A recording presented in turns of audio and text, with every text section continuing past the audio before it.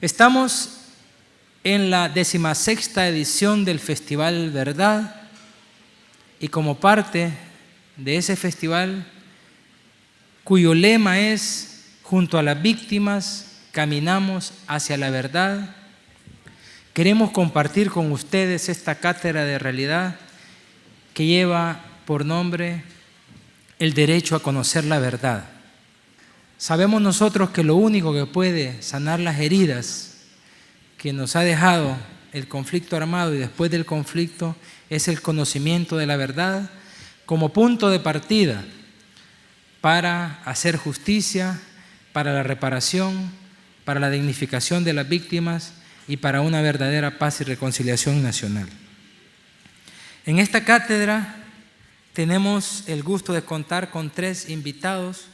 Nos acompaña el licenciado David Ernesto Morales Cruz, abogado y notario, y a partir de agosto del año pasado fue elegido Procurador General para la defensa de los derechos humanos del país. Gracias, David, por estar con nosotros. María Sol Yáñez procede del País Vasco, reside en El Salvador desde el año 2002, es licenciada en Psicología y Pedagogía. Sus principales áreas de investigación y trabajo son la atención psicosocial a víctimas de violación de los derechos humanos, acompañamiento psicojurídico e impactos psicosociales. El padre John Sobrino, teólogo jesuita, actualmente sigue enseñando teología aquí en la universidad y es el director del Centro Monseñor Romero. Bueno, sin más preámbulos, vamos a cederle la palabra al licenciado David Ernesto Morales Cruz, Procurador General para la Defensa de los Derechos Humanos. El derecho a la verdad es un derecho reconocido y que va siendo establecido claramente en la jurisprudencia del Sistema Interamericano de los Derechos Humanos, y debemos también sentirnos satisfechos de que la Comisión Interamericana de Derechos Humanos asentara claramente el reconocimiento del derecho a la verdad en los casos precisamente de Monseñor Romero y los padres jesuitas, en sus informes de fondo del año 99 y 2000, respectivamente, sobre estos casos. El derecho a la verdad fundamentalmente es el derecho a conocer de lo acontecido, de lo ocurrido en relación a gravísimas violaciones a los derechos humanos, en relación a crímenes contra la humanidad, delitos atroces que el terrorismo de Estado ha marcado en diferentes lugares del mundo y que marcó en El Salvador durante la época del conflicto armado.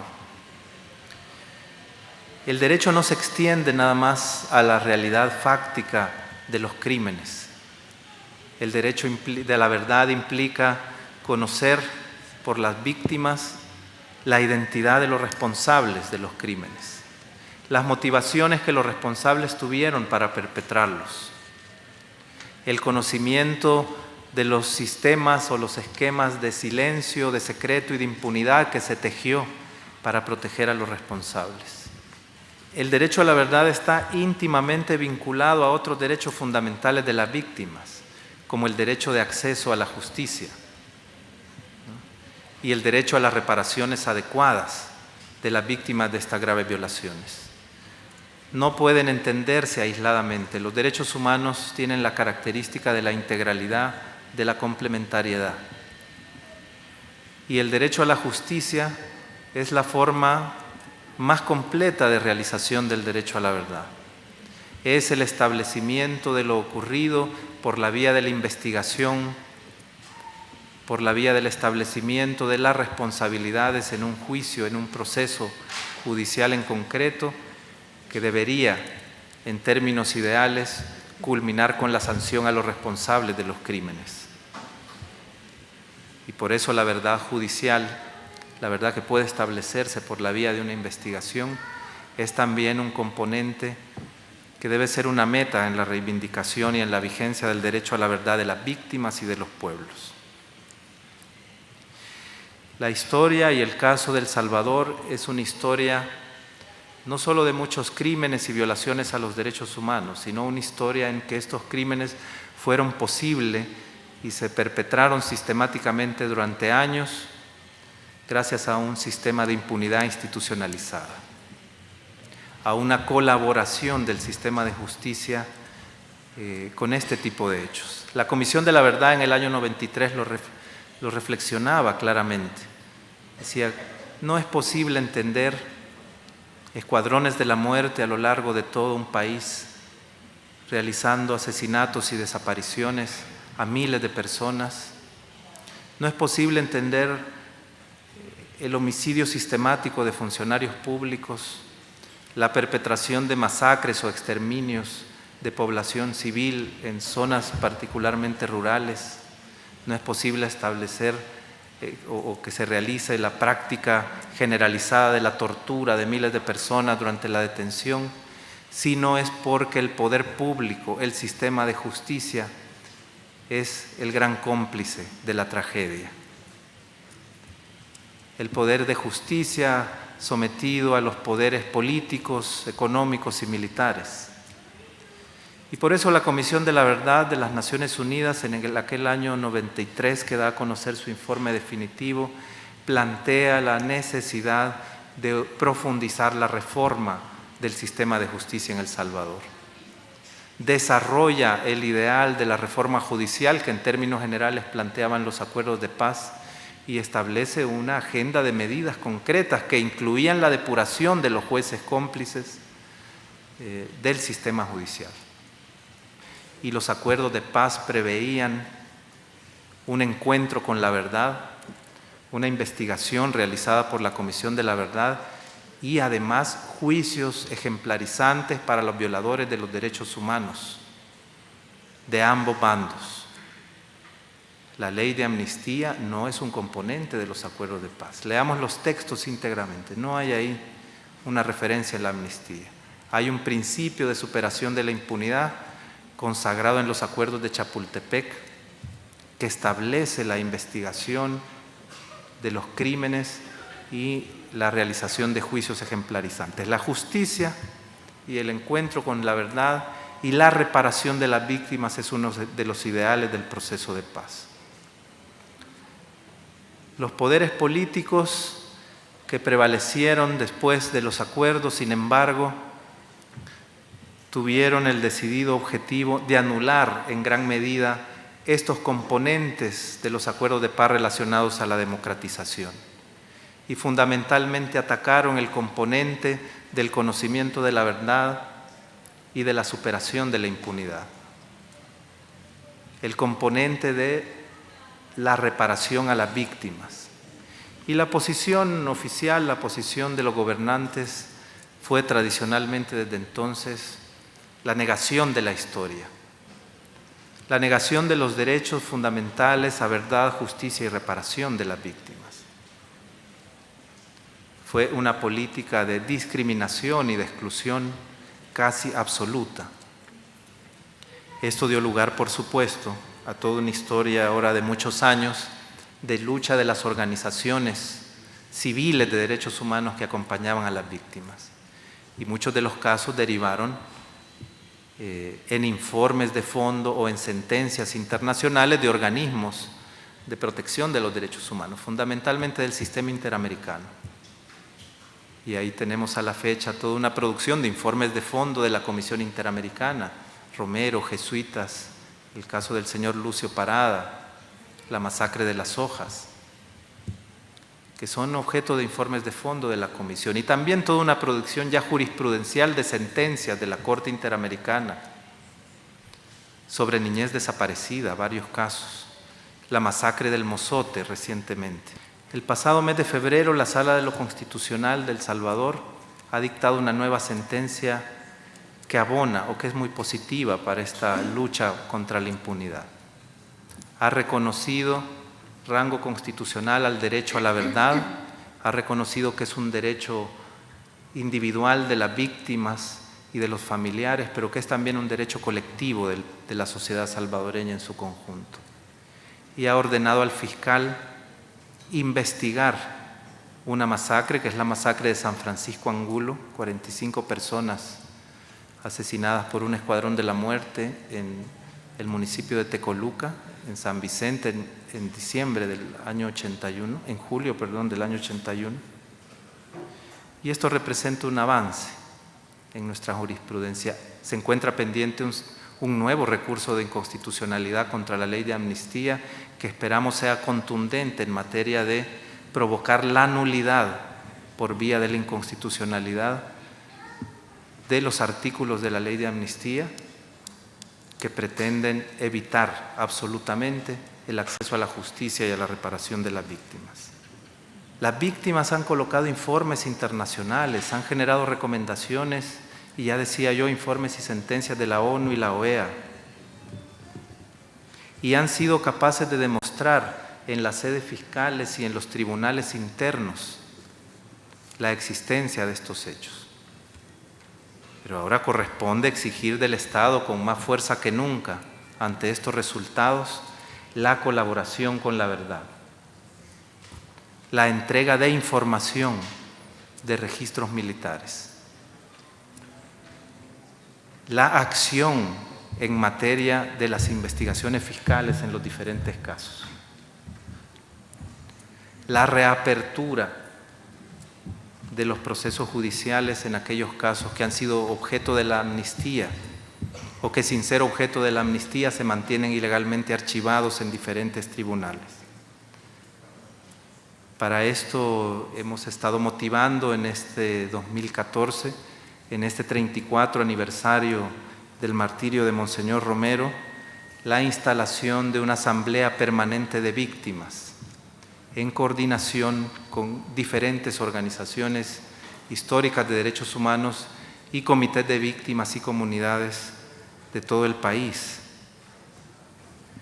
Esta asamblea permanente tendrá por objeto empujar hacia adelante esta agenda de la memoria histórica, esta agenda pendiente de reclamación de verdad, justicia y reparaciones, la instalación de una más amplia política de reparaciones por el gobierno, la investigación de los casos por el sistema de justicia, la derogación o reforma de la ley de amnistía, la creación de una ley integral de reparaciones, entre otros objetivos importantes.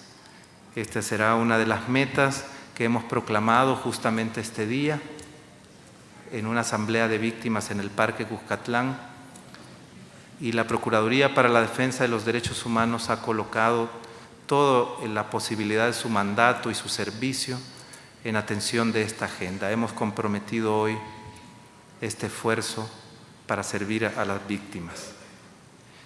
Entonces hay una perspectiva de renovación de las luchas por los derechos humanos, hay unas perspectivas de renovación de la lucha por la verdad y por la exigencia de justicia, y la presencia de las víctimas no puede darnos más que esperanza de que vendrán nuevas conquistas en esta materia y que tendremos más fuerza para demandar del Estado el cumplimiento de estas ya tan postergadas reclamaciones y obligaciones incumplidas. Muchas gracias.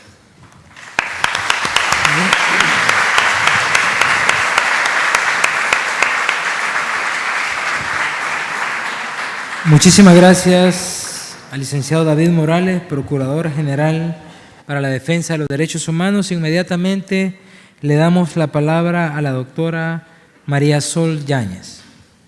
Las personas a día de hoy siguen teniendo síntomas en lo que en psicología se llama como estrés postraumático, que se da 6 meses después de un evento, puede durar 2 años o más. Pero nadie puede estar 30 años con un estrés postraumático, porque eso sería inaguantable, insoportable, ¿verdad?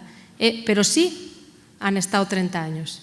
Y hay como 3 categorías que a mí me gustaría describir aquí de cómo las víctimas están sufriendo con dolor todo este tiempo. La primera que me referiré es a la de revivir y repetir el evento. Hay recuerdos reiterativos del evento que a cada uno le pase. Las madres que desaparecieron a sus hijos recuerdan una y otra vez el último día.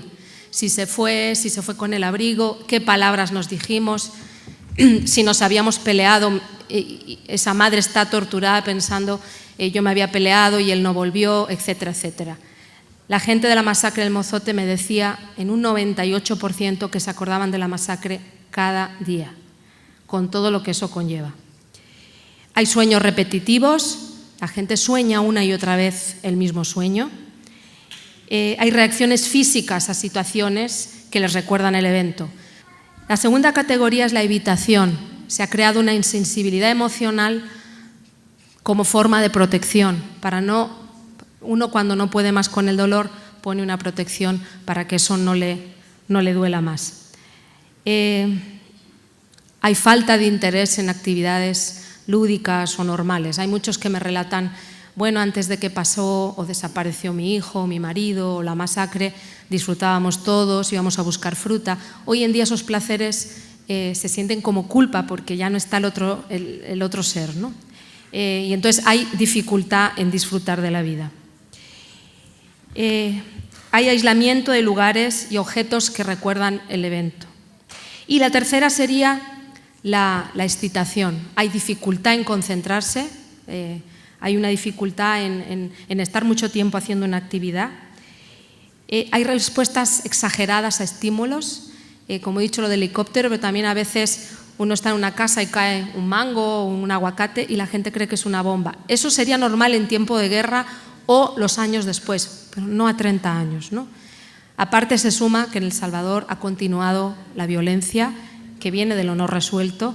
Entonces las víctimas cada vez que ven en la televisión que han matado a alguien, que alguien está en bolsas de basura, que las cabezas, reviven de nuevo todo el impacto de la guerra. Todo esto se identifica como somatización. Como hay un silencio forzado, el cuerpo es el que habla y habla mediante enfermedades. La mayoría y en porcentajes muy altos tienen tensión alta, tienen diabetes, tienen problemas estomacales, dolores de cabeza, etc. ¿Cómo es posible que después de 30 años esto siga así? ¿Cuáles serían los factores que han hecho que el trauma psicosocial se cristalice a día de hoy y que las personas sigan reviviendo eso? Pues la respuesta también me la dieron las propias víctimas. No ha sido validado su dolor, no se les ha escuchado, la verdad de las víctimas ha sido cuestionada mediante una mentira institucionalizada. La mentira institucionalizada ha hecho mucho daño a las víctimas. Ha habido una historia oficial que ha oficializado la verdad de las víctimas, diciendo que algo habrían hecho, en algo andaban, con lo cual las víctimas merecían que les pasara eso. Hay una inversión de la culpabilidad. La víctima pasa a ser culpable. Y con eso las víctimas han vivido en un ámbito privado algo que es del ámbito social, público y político. Cuanto más cerca estamos de las víctimas, más cerca estamos de la verdad. Es importante desde las universidades, desde las academias, desde todos los lugares, que haya un clamor para que sí haya verdad, que no sea una cosa solo de políticos o que dejemos solas a las víctimas con ese dolor, porque estamos hablando de un país que tiene roto todavía su tejido social. Con eso hay que aplaudir y alegrarse de las últimas iniciativas en el contexto que se han dado, como pedidas de perdón, como jurisprudencias que han sentado los casos ante el sistema interamericano, que le han dicho al Estado de El Salvador que tiene que investigar.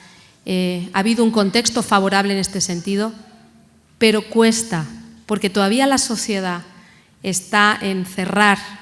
Yo titulé mi libro precisamente Heridas abiertas, porque el discurso es: no vamos a hablar de estos temas porque abren heridas. Las víctimas siempre dicen: ¿qué heridas vamos a abrir si nunca se cerraron? La mentira institucionalizada ha hecho pasar por verdad una historia oficial. Tenemos que construir también la historia de las víctimas para que ellas con sus testimonios puedan decir su verdad. Hay que recuperar la memoria histórica, enfrentar la realidad, nombrarla y exhibirla para el nunca más. Nunca más masacres, nunca más desapariciones forzadas, nunca más ejecuciones extrajudiciales, nunca más torturas. La falta de verdad todavía golpea la vida de todas las víctimas, las atraviesa, las congela en un pasado que todavía es presente. Esta verdad hay que destaparla por medio de testimonios, memoria histórica, justicia y reparación. La verdad del dolor, del sufrimiento, nunca es mentira. Puede haber varias versiones de lo que pasó, pero la verdad de la víctima nunca es mentira, porque es la verdad del dolor, del sufrimiento. Las víctimas tienen derecho a esa verdad para que esta sociedad empiece a cerrar heridas y entierre dignamente a sus muertos. Para las víctimas, desde lo psicosocial, la guerra no se acaba hasta que no se recuperen de esos impactos, de las consecuencias, hasta que no entierren dignamente a sus muertos. Han estado durante años sin tener dónde llevar flores, tuvieron que hacer las víctimas, la sociedad civil, un monumento en el Parque Cuscatlán porque estatalmente no se hizo ningún monumento y se revictimizaban cada año cuando llegaba el Día de Difuntos, no tenían dónde ir a dejar unas flores o dónde ir a cerrar. Entonces, hasta que no se superen las consecuencias y hasta que no se cierre cada una de las heridas, todavía no será un país en paz ni un país reconciliado. Muchísimas gracias.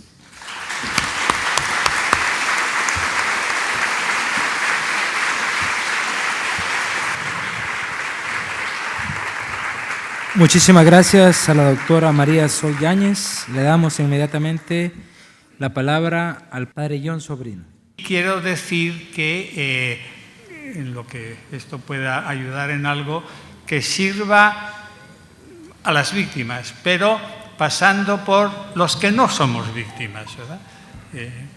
Sol ha descrito pues, lo de las víctimas espléndidamente, valga.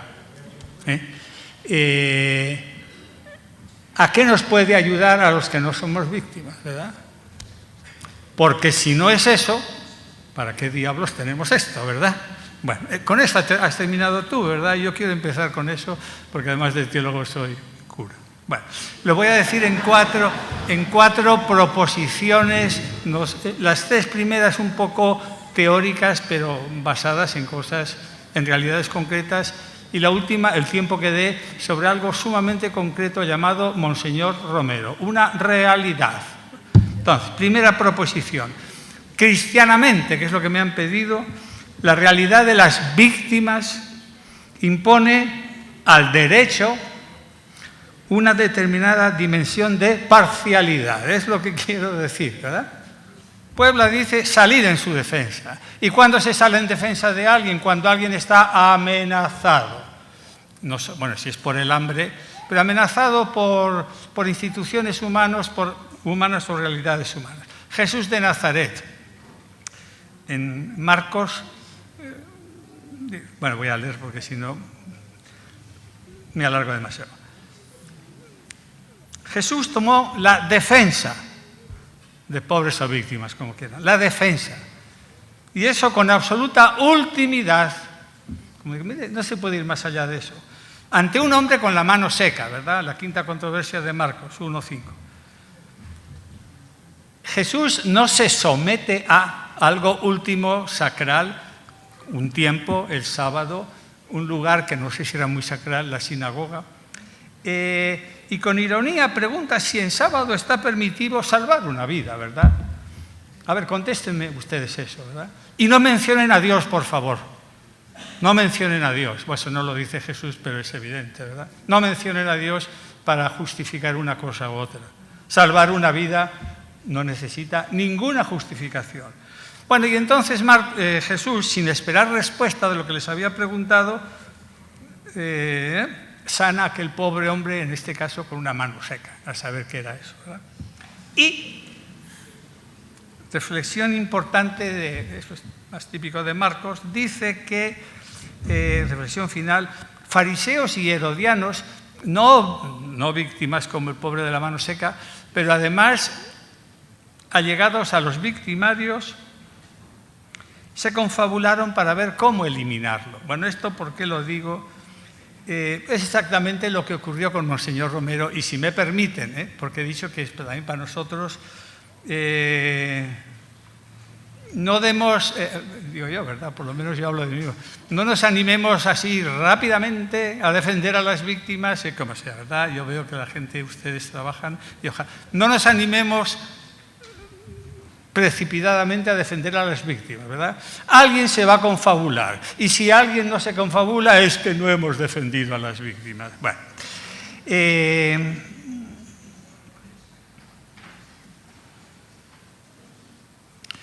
esta es una primera idea que quería recalcar, la parcialidad de todo este asunto, ¿verdad? La parcialidad. Yo no sé los abogados qué dirán, los jueces qué dirán, los filósofos y teólogos del derecho qué dirán. No lo sé, ¿verdad? Y podrán contestar ahora cuando quieran, ¿no? Pero al menos en lo cristiano que a mí me han preguntado, sin parcialidad no se entiende nada, ¿verdad? Bueno, la segunda proposición alrededor de la cual quiero decir algo.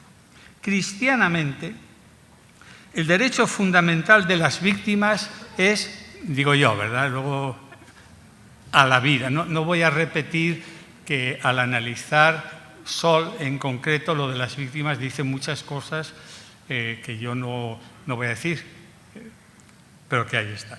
Pero yo diría que a la vida. Pero creo yo que ese derecho se comprende mejor, bueno, esto es como evidente, ¿verdad?, desde una visión dialéctica de pobres y víctimas. Entonces, pobres y más víctimas son quienes no dan por supuesto la vida. Los fundamentos básicos de la vida: alimentación, salud, educación, descanso, libertad, dignidad, dormir en paz. No lo dan por supuesto, ¿verdad? Ahí estamos tocando, ¿verdad? Tocando pues lo que son